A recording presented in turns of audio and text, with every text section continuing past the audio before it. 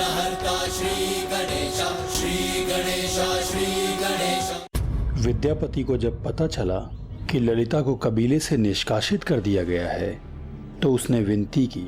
फिर सभी वन के सभी स्थानों पर फैल गए ललिता को ढूंढने के लिए, किंतु वो कहाँ थी ये जानने वाला तो एक ही था।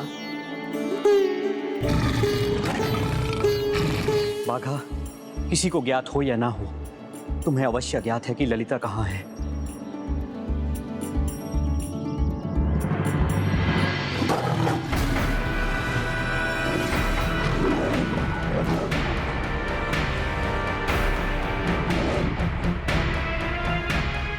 बाघा, ये बाघा किस पर क्रोधित हो रहा है?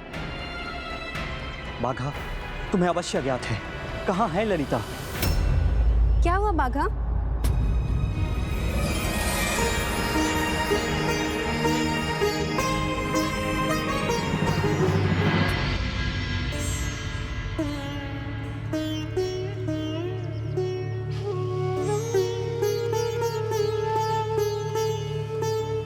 नहीं,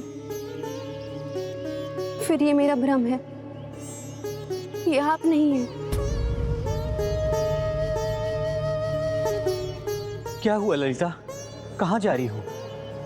एक बार क्षमा करने का अवसर नहीं दोगी मुझे तुम? नहीं, ये उनका स्वर नहीं, ये भी मेरा भ्रम है। ललिता, मैं दोषी हूं तुम्हारा। तुम्हारे पिताजी ने भले ही मुझे क्षमा कर दिया हो, किंतु जो दंड तुम देना चाहो मैं उसे स्वीकार करूंगा।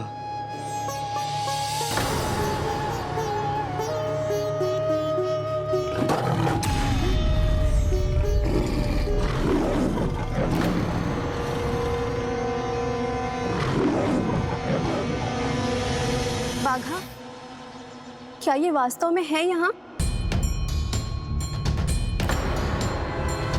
हाँ ललिता, मैं ही हूं। मैं तुम्हें अपने साथ ले जाने आया हूं।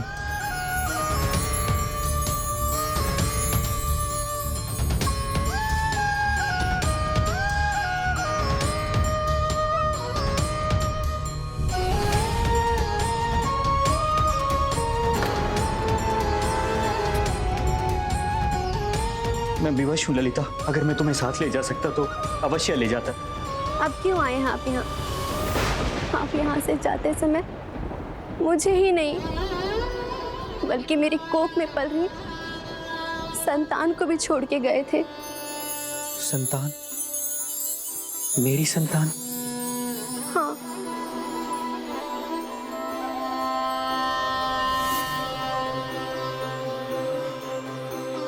ललिता, मैं अपनी सभी भूलों के लिए तुमसे क्षमा मांगता हूँ और मैं तुम्हें वचन देता हूँ, कभी तुम्हें निराश नहीं करूंगा। दंड या क्षमा अब तुम पर निर्भर है। क्षमा तो मैं भी तुमसे मांगता हूं पुत्री। तुम्हारे पति ने जो किया उसके पीछे एक अच्छा कारण था। उसने मुझे समझाने का भी प्रयास किया, किंतु मैंने ही उसे अनसुना कर दिया और वो अनुचित पथ चुनने पर विवश हो गया। अर्थात मैं सही थी, मेरा विश्वास सही था। आपने ये सब संसार के कल्याण के लिए किया। हाँ देवी ललिता, अब आप भी हमारे साथ चलेंगी और पुरी के श्री जगन्नाथ जी के मंदिर में उनकी स्थापना में अपना योगदान देंगी। और इस प्रकार विद्यापति ने ललिता और विश्ववसु से क्षमा प्राप्त कर अपना प्रायश्चित कर लिया और फिर सभी उस दिव्य कुंडे के निकट पहुँचे जिससे प्रभु की प्रतिमा की रचना होनी थी।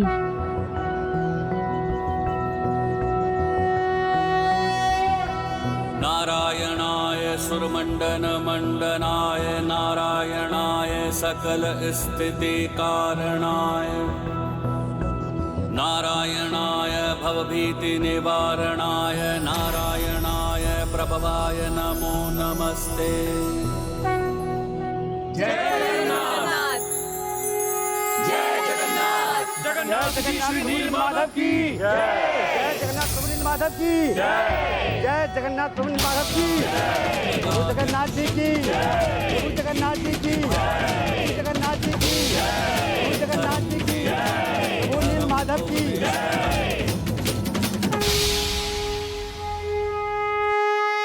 तो इस प्रकार उस कुंदे को श्री बलभद्र, सुभद्रा जी और श्री जगन्नाथ जी का रूप मिला। स्मरण है ना, हनुमान जी ने क्या कहा था? ये एक भागीरथी कार्य है। तो फिर उस प्रतिमा के निर्माण में कोई बाधा आ गई? अब वहां प्रभु नील माधव भी थे, लकड़ी का कुंदा भी था जिससे श्री जगन्नाथ जी की प्रतिमा बनने वाली थी, किंतु वो शिल्पकार नहीं जो लकड़ी के उस कुंदे को जगन्नाथ जी की प्रतिमा के रूप में गढ़ सके।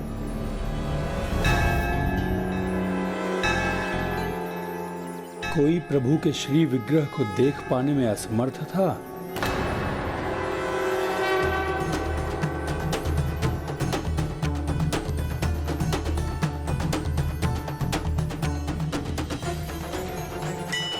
तो किसी के औजार उस दिव्य कुंदे पर काम नहीं कर रहे थे।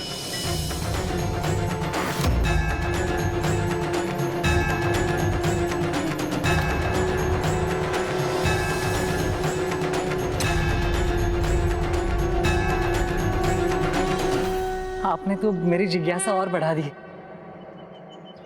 प्रभु की प्रतिमा की रचना बिना किसी रचनाकार के कैसे संभव हो? और यदि कोई सक्षम शिल्पकार ही नहीं था तो फिर प्रभु की प्रतिमा की रचना कैसे हुई? बताइए ना, इंद्रद्युम्न ने इस समस्या का समाधान कैसे किया? भैया, हमारी प्रतीक्षा समाप्त होने वाली है। हाँ महाराज, हमने अनेक श्रेष्ठ मूर्तिकार और शिल्पकार ढूंढ लिए हैं। कहाँ है वो? आइए, पधारिए।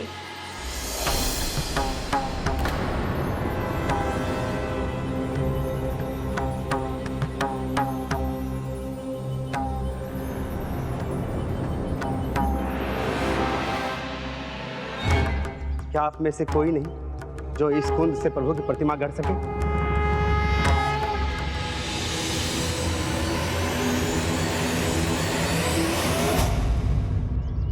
क्षमा कीजिए महाराज, हम में से कुछ पत्थर पर शिल्प रचना करते हैं, ये मिट्टी से मूर्ति बनाते हैं, किंतु काष्ठ से मूर्ति बनाने वाला हम में से कोई भी नहीं। वो काष्ठ पर कार्य करना भी चाहें तो ऐसे अद्भुत काष्ठ की प्रतिमा बनाने के लिए उचित औजार नहीं है महाराज हमारे पास। महाराज, हम तो प्रभु के दर्शन करने में भी सक्षम नहीं हैं, तो हम उनकी प्रतिमा क्या गढ़ पाएंगे? हमें तो ये भी ज्ञात नहीं है कि प्रभु जगन्नाथ जी दिखाई कैसे देते हैं, उनका स्वरूप क्या है, कैसा है। क्षमा करें महाराज, हम में से किसी से भी ये कार्य नहीं हो पाएगा।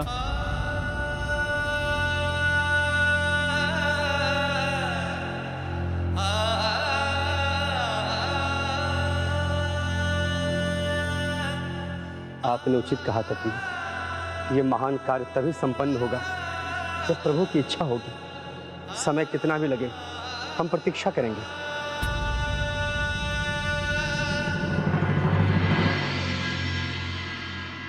तो फिर क्या हुआ? क्या वो किसी योग्य शिल्पकार को ढूंढ सके? आवश्यकता केवल योग्य शिल्पकार की नहीं थी, बात दिव्यता की भी थी। प्रभु जगन्नाथ जी की दिव्य और भव्य मूर्ति के निर्माण के लिए केवल योग्य नहीं, दिव्य शिल्पकार की आवश्यकता थी। किंतु यदि धरती पर इतना दिव्य शिल्पकार था ही नहीं, तो फिर प्रभु जगन्नाथ जी की इतनी दिव्य, इतनी सुंदर और अद्भुत प्रतिमा की रचना कैसे हुई? अंततः तुमने ये स्वीकार कर लिया कि मंदिर के गर्भगृह में प्रभु की जो दिव्य प्रतिमा स्थापित है वो जगत के नाथ जगन्नाथ जी की है। हाँ, स्वीकार तो किया है मैंने, किंतु मेरे विश्वास को बल तभी प्राप्त होगा जब मुझे प्रभु श्री जगन्नाथ जी के बारे में सब कुछ ज्ञात होगा। हरि अनंत, हरि कथा अनंत। प्रभु का ज्येष्ठ होकर भी जब मुझे उनके बारे में सब कुछ ज्ञात नहीं,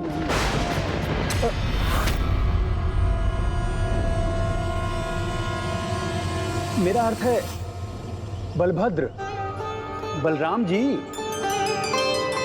श्री कृष्ण प्रभु के ज्येष्ठ हैं ना वो। इस समूचे ब्रह्मांड में प्रभु को लेकर जितना उनको ज्ञात है अन्य किसी को नहीं।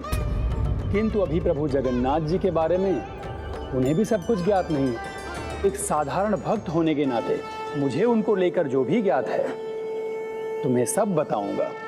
तो बताइए ना, इस महान कार्य को संभव करने के लिए महाराज इंद्रद्युम्न ने क्या किया? भक्त की भक्ति उसे शक्ति देती है और उसकी समस्याओं का समाधान सदैव प्रभु के पास से ही आता है। और इस प्रकार सब प्रयास करने के बाद महाराज इंद्रद्युम्न ने एक बार फिर से सहायता के लिए उनकी ओर देखा जो सदैव महाराज के सहायक बनते थे, प्रभु जगन्नाथ।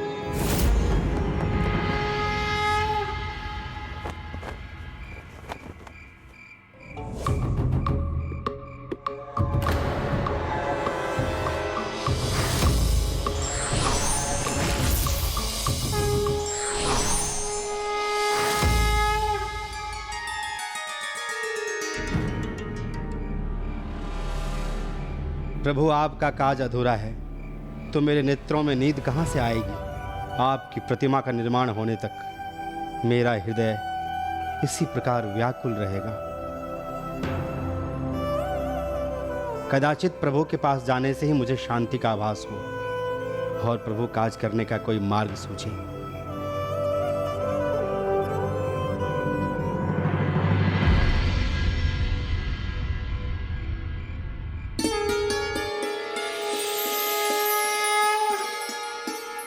वो काष्ठ पर कार्य करना भी चाहें तो ऐसे अद्भुत काष्ठ की प्रतिमा बनाने के लिए उचित औजार नहीं है महाराज हमारे पास। हमें तो ये भी ज्ञात नहीं है कि प्रभु जगन्नाथ जी दिखाई कैसे देते हैं, उनका स्वरूप क्या है, कैसा है, तो हम उनकी प्रतिमा क्या गढ़ पाएंगे?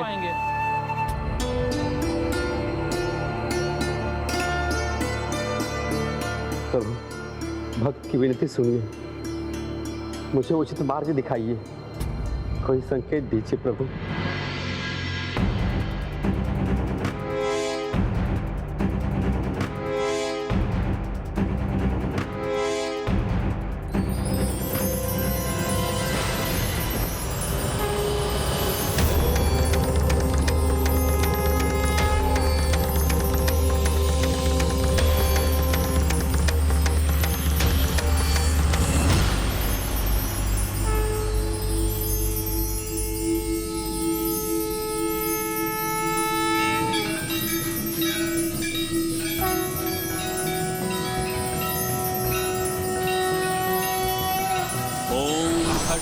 चक्रदेशु चापपरिघात्रशूलं भुजुण्डिं शिरः शङ्खं सन्दधतिं करे स्त्रीनयनां सर्वाङ्गभूषावृतां नीलाश्रुकुटिमास्य पाददशकां सेवे महाकालिकां यामस्तोऽव्यस्वपिते हरो कमलजो हन्तुं मधुं कैटकम्।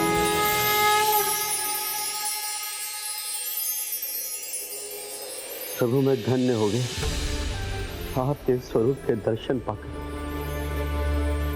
किंतु प्रभु, आपके दर्शन तो सभी भक्तों को मिलने चाहिए। ये तभी संभव है जब वो योग शिल्पकार मिले जो आपके स्वरूप से भली भांति परिचित हो, समर्थ हो, जो आपकी प्रतिमा रच सके।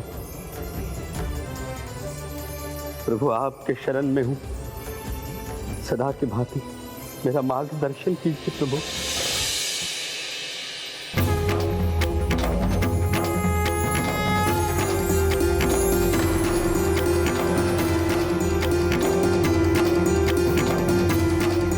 सर्वधर्मान् परित्यज्य मामेकं शरणं व्रज। जो सब कुछ त्याग कर मेरी शरण में आता है उसे मैं प्रत्येक चिंता से मुक्त कर देता हूँ। तुम्हें योग्य शिल्पकार मिलेगा जो मेरी प्रतिमा का निर्माण करेगा।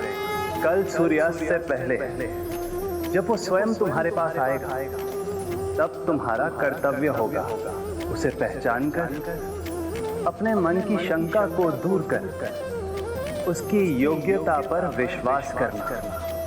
वो शिल्पकार मेरे उस रूप से भली भांति परिचित जिसकी मूर्ति उसे बनानी थी।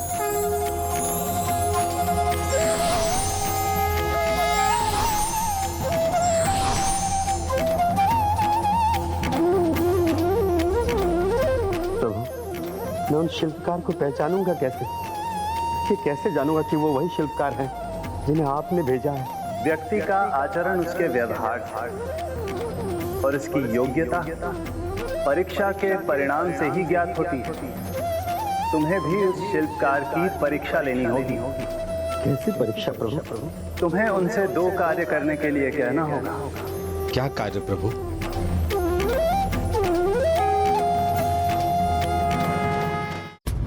अगले दिन सभी के मन में यही प्रश्न उत्पन्न हुआ जब महाराज इंद्रद्युम्न ने उन्हें अपने आभास के बारे में बताया। अब किसी शिल्पकार को ढूंढने की कोई आवश्यकता नहीं है अनुज विद्यापति। ना अब तुम्हें यहाँ वहाँ भटकना है और ना ही उस दिव्य शिल्पकार को ढूंढना है। विश्ववसु जी, ना ही अब आपको कहीं कोई संदेश भेजना है। तो क्या हमें वो शिल्पकार मिल गए स्वामी? नहीं, अभी नहीं, किंतु स्वयं प्रभु ने मुझे कहा है अब हमें कहीं नहीं जाना है। हम जिस शिल्पकार को ढूंढ रहे हैं वो स्वयं यहाँ आएंगे हमारे पास। किंतु भैया, हमने संपूर्ण जम्बूद्वीप में संदेश भिजवाया है। संभव है अनेकों शिल्पकार आए हैं, उसमें वो योग्य शिल्पकार कौन है ये हमें कैसे ज्ञात होगा? उनका उपाय है मेरे पास। उनसे बस 2 सरल कार्य करने को कहना है। वो जो कर सकेंगे वही वो शिल्पकार होंगे। 2 कार्य? कौन से 2 कार्य स्वामी? समय आने पर आप सभी को ये भी ज्ञात हो जाएगा, किंतु हमें अभी एक ही कार्य करना है, उन महान शिल्पकार की प्रतीक्षा।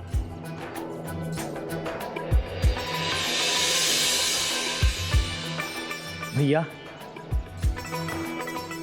आपका यहाँ प्रतीक्षा करना आपको शोभा नहीं देता। आप हमारे महाराज हैं। भगवान के मंदिर में उनके आगे पद, स्थान, संपत्ति के सभी भेद मिट जाते हैं। उनके लिए तो हम सभी भेद से परे बस उनके भक्त हैं। सत्य है भैया, किंतु ये भी सत्य है कि अनुज के होते हुए यदि अग्रज को कष्ट हो तो सर्वथा अनुचित है। प्रतीक्षा ही करनी है तो मुझे प्रतीक्षा करने दीजिए। नहीं भ्राता, आज इतने महान शिल्पकार का आगमन होने वाला है। मैं अति उत्साहित हूँ। विश्राम नहीं, मुझे तो प्रतीक्षा में ही आनंद मिलेगा। मैं यही रहूँगा, स्वयं उनकी प्रतीक्षा करूँगा। और तुम्हारे समान महाराज इंद्रद्युम्न भी यही मंदिर के बाहर भूखे प्यासे बैठकर उस शिल्पकार का मार्ग तकने लगे।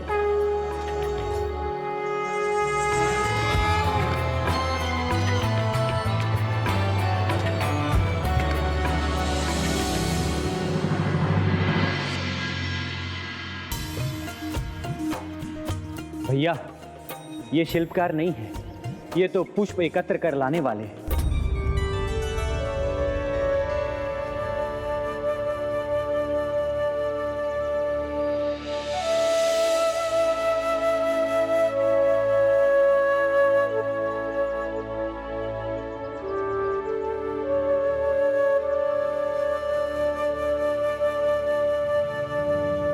ये हमारे कबीले के सदस्य हैं।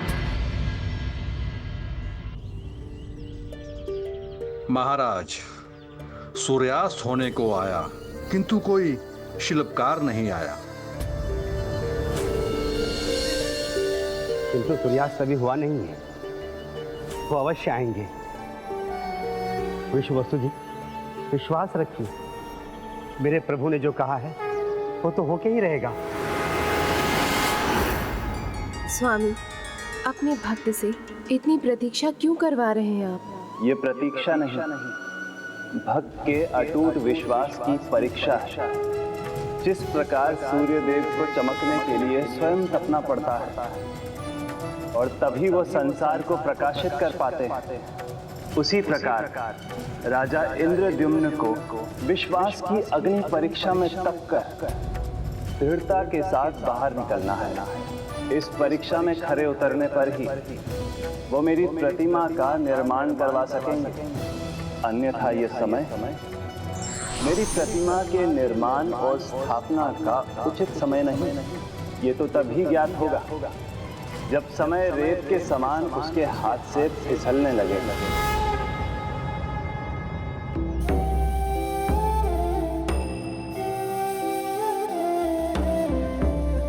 वो देखिए स्वामी, सूर्य देवता अपनी अंतिम किरणों को समेटकर हमारी आंखों से ओझल होने वाले हैं। हाँ भैया, अब तो सूर्य देव भी आकाश से प्रस्थान होने वाले हैं, किंतु आगमन किसी का नहीं हुआ। राजन, आपको इसकी कोई चिंता नहीं।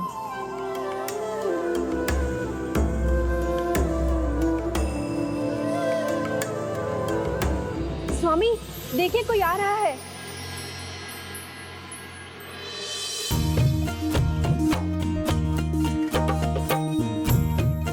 कौन है ये? क्या कोई इनका परिचय जानता है?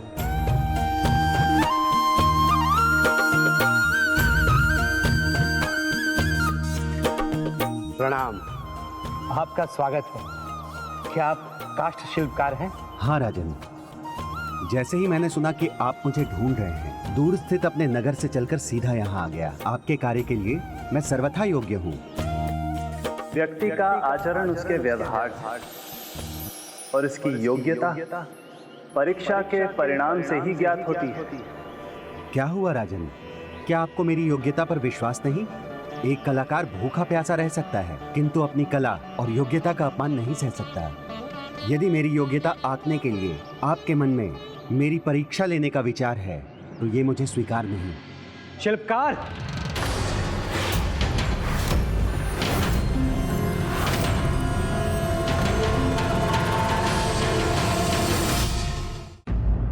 कदाचित तुम भूल रहे हो कि तुम किसके समक्ष खड़े हो। ये मालवा के महान राजा हमारे महाराज इंद्रद्युम्न हैं। नहीं भ्राता, ये समय क्रोध करने का नहीं है।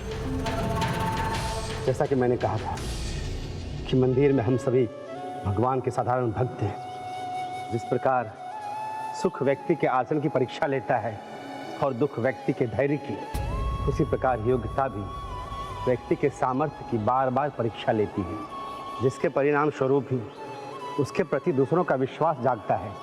परीक्षा तो भगवान भी लेते हैं अपने भक्तों की, फिर परीक्षा में अपमान होने का कोई कारण नहीं। वो भगवान हैं, उन्हें हम पर पूर्ण अधिकार है, किंतु यहाँ पर ना आप भगवान हैं और ना ही मैं आपका भक्त हूँ। इसलिए मैं परीक्षा देकर आपसे स्वयं का और अपनी कला का अपमान कभी नहीं करवाऊंगा। शिल्पकार! नहीं विद्यापति, उन्होंने परीक्षा देना स्वीकार नहीं किया, अर्थात इस शुभ कार्य को करना उनके भाग्य में नहीं, वो उसके योग्य पात्र नहीं। किंतु राजन, अब समय कहाँ है? जब तक सूर्य की अंतिम किरण भी लुप्त नहीं होती, मेरा विश्वास तो अटल रहेगा। भगवान को जिन्हें भेजना है वो उन्हें अवश्य भेजेंगे। अब समय हो गया, आप प्रस्थान कर सकते हैं। धन्यवाद प्रभु। अर्थात प्रभु, विश्वास की परीक्षा में सफल हो गया आपका भक्त। विश्वास की वास्तविक परीक्षा तो अब हो। स्वामी, भोर से भूखे प्यासे यहाँ बैठकर उस शिल्पकार की प्रतीक्षा कर रहे हैं आप, किंतु अब तो समय सीमा भी बीत गई। हाँ भैया, लगता है अब आज कोई नहीं आने वाला। आप चलकर विश्राम कीजिए। क्योंकि किसी को आना होता तो अब तक आ चुका होता। हाँ, संभव है महाराज, जो शिल्पकार अभी आए थे और जिन्होंने परीक्षा देने से मना कर दिया था, कदाचित वही थे जिन्हें आज आना था, किंतु आरंभ में ही वो असफल हो गए। इसलिए अब यहाँ बैठने का कोई लाभ नहीं। आइए चलिए। संभव है ये उनकी परीक्षा नहीं, हमारी परीक्षा हो, हमारे विश्वास की परीक्षा हो। क्या आपको विश्वास नहीं कि भगवान ने स्वयं मुझे आकर आदेश दिया था? क्या आपको भगवान पर ही विश्वास नहीं? नहीं स्वामी, हमें आपके कहे पर और प्रभु श्री नील माधव पर पूर्ण विश्वास है, किंतु आपने ही कहा था और प्रभु के वचन भी थे कि सूर्यास्त से पहले ही कोई शिल्पकार आ जाएगा। किंतु अभी सूर्यास्त कहाँ हुआ है? हमें उनकी झलक ना दिख रही है, किंतु उनकी किरणें तो दिखाई दे रही है। और मुझे पूर्ण विश्वास है, अंधेरा होने से पहले प्रभु का कहा अवश्य सत्य होगा। आशा का दीपक जिसके हृदय में प्रज्वलित होता है वही दूसरों के हृदय को भी आशा की ज्योति से प्रकाशित कर पाता है। जिसमें वास्तव में विश्वास होता है वही दूसरों में विश्वास जागरूक करने में समर्थ होता है। वो देखिए, वो रहे हमारे शिल्पकार। आपको विश्वास है महाराज कि वही हैं? मुझे पूर्ण विश्वास है कि वही हैं जिनकी प्रतीक्षा हम दिन भर से कर रहे हैं।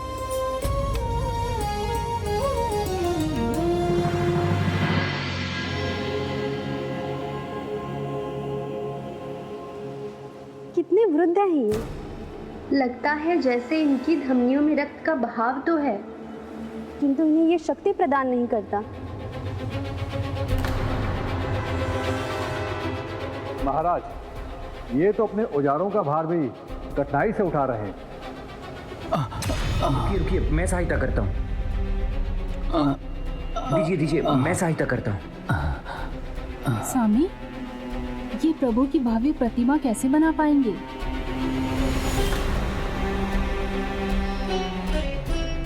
मुझे प्रभु पर अटल विश्वास है। उन्होंने जिन्हें भेजा है वो अवश्य ही समर्थ भी होंगे।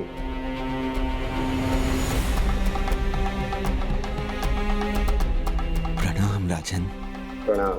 क्षमा कीजिए, आना तो मैं सूर्यास्त से पहले चाहता था, किंतु इस वृद्ध शरीर ने यहाँ आने में विलंब कर दिया। सूर्यदेव का अस्त तब माना जाता है जब पूर्ण रूप से अंधेरा हो जाए। अभी तो समय शेष है, आपको आने में कोई विलंब नहीं हुआ है। उचित है, मैं प्रभु कार्य के लिए उनकी इच्छा से यहाँ आया हूँ। मैंने सुना है प्रभु की काष्ठ की प्रतिमा बनाने के लिए आपको विशेष शिल्पकार की आवश्यकता है। तो क्या वो शिल्पकार आप हैं? प्रभु की कृपा है इन हाथों में। इनका कार्य देखकर आप चकित हो जाएंगे। आप ये कार्य मुझे सौंप कर तो देखिए।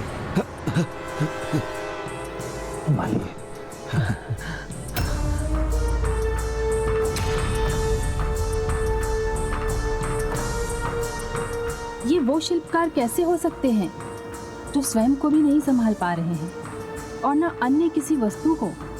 भला ये कैसे कर सकेंगे ये महान कार्य?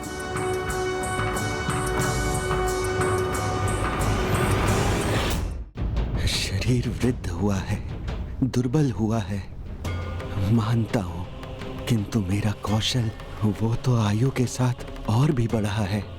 तो कहिए राजन, आपको विश्वास है मुझ पर?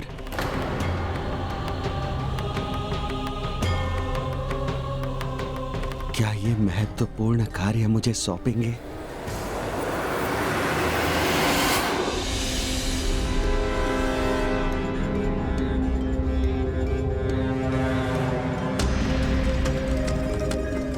नहीं स्वामी, ये महान कार्य आप इन्हें नहीं दे सकते। इन्हें तो खड़े होने में भी कठिनाई हो रही है। ये प्रभु की प्रतिमा कैसे बनाएंगे?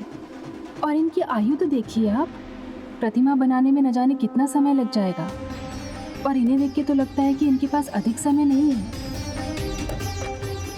भाभी उचित कहती हैं, ये प्रभु की प्रतिमा बनाने योग्य नहीं है। भैया, मैं भी इस बात से सहमत हूँ। आप लोग परस्पर विमर्श ही करते रहेंगे या मुझे भी सूचित करेंगे? मैं ये कार्य करने वाला हूँ अथवा नहीं? मुझ पर विश्वास हो तभी ये कार्य मुझे सौंपने का निर्णय लीजिएगा महाराज, अन्यथा मैं जाता हूँ। रुकिए, किसी अन्य में विश्वास हो ना हो, मुझे अपने ईश्वर में पूर्ण विश्वास है।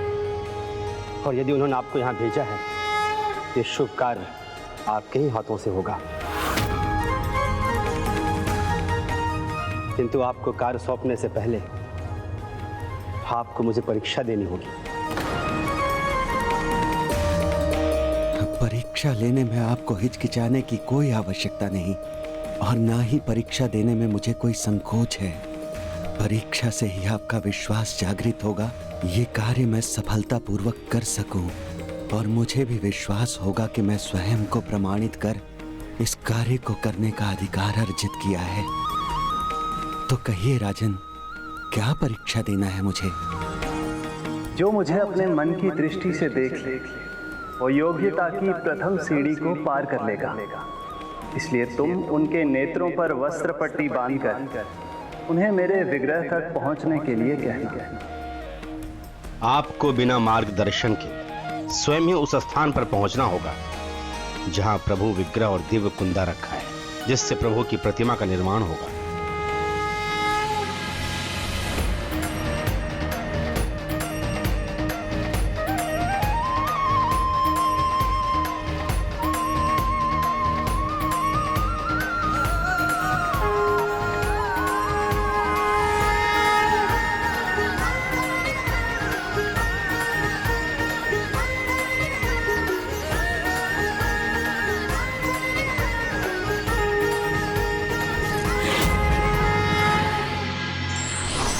ईश्वर उनकी परीक्षा अवश्य लेते हैं जो अंत तक हार नहीं मानते और स्वयं को प्रमाणित भी करते हैं।